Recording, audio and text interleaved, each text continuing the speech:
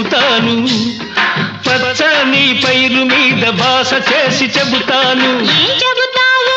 ఇది పల్లె కాదు చల్లని రే పల్లెని ఇది పల్లె కాదు చల్లని రే పల్లెని